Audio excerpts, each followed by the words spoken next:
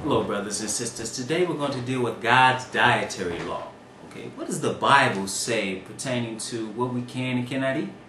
This book, the Holy Bible, I want to let you know, is a guide to living.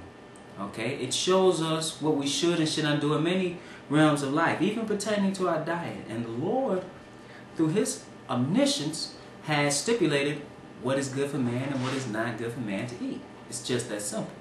So, in this lesson, because he even stipulated it in His law, and in this lesson, I want to go over 5 things pertaining to His law. I want to first show what God commanded concerning His dietary law. 2, show that all of God's servants understood and adhered to God's dietary law. 3, show what ministers might unfortunately read to you to try and nullify the dietary law of God. 4, show what Jesus states concerning the keeping of God's commandments as a whole. And finally, how God feels about those who break His dietary law and the punishment for those who do so.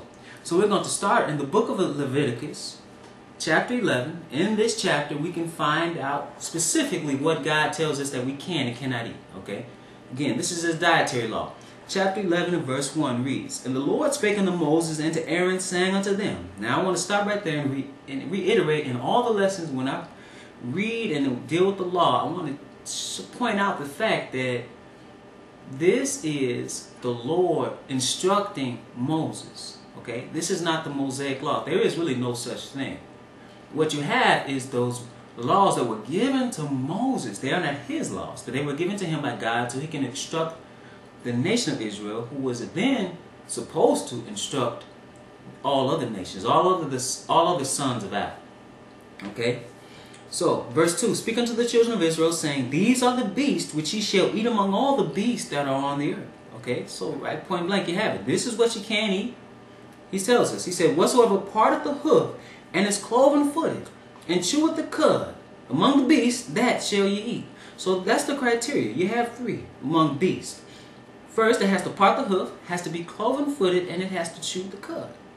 He said, "Nevertheless, these shall ye not eat of them that chew the cud." It's simple, brothers and sisters. He says, "Or of them that divide the hoof, as the camel, because he cheweth the cud, but divideth not the hoof, he is unclean unto you." Okay, so that means you should not eat him. He doesn't meet the criteria of a clean beast.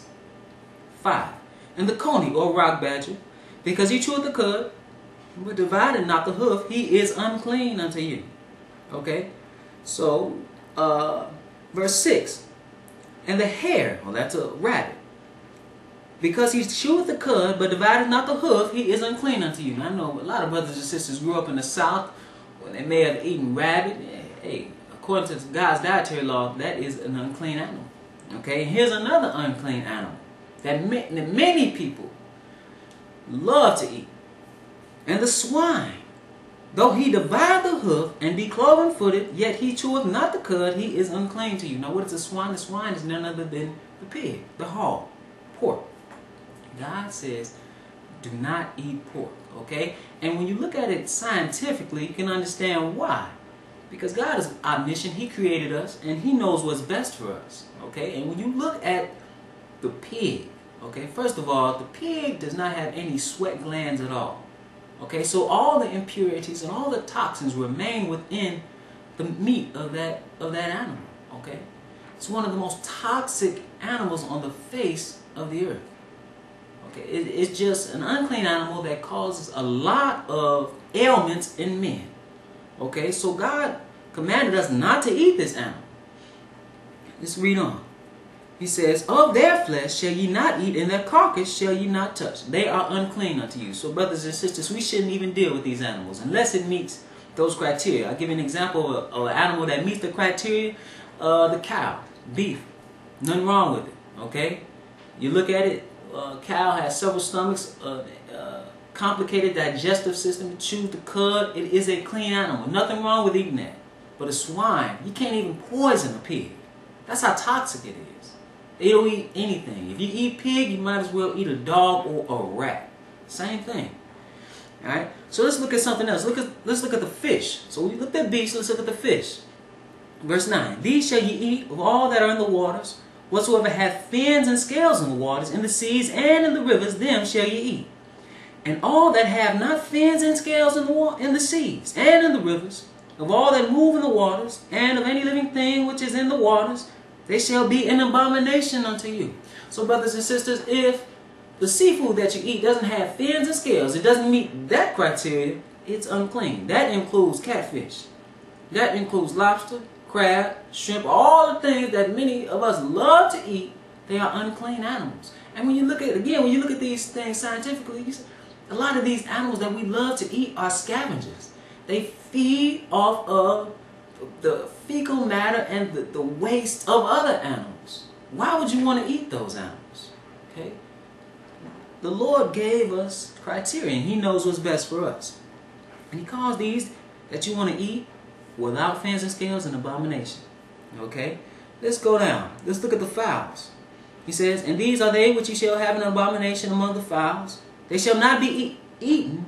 They are an abomination. The eagle, and the ostrich, and the osprey, and the vulture, and the kite after his kind, every raven after his kind, and the owl, and the nighthawk, and the cuckoo, and the hawk after his kind, and the little owl, and the cormorant, and the great owl, and the swan, and the pelican, and the eagle, and the stork, the heron after her kind, and the lapwing, and the bat, all fowls that creep going upon all four, shall be an abomination unto you. So brothers and sisters, we shouldn't eat these type of animals. Okay, bats and even duck, they are unclean.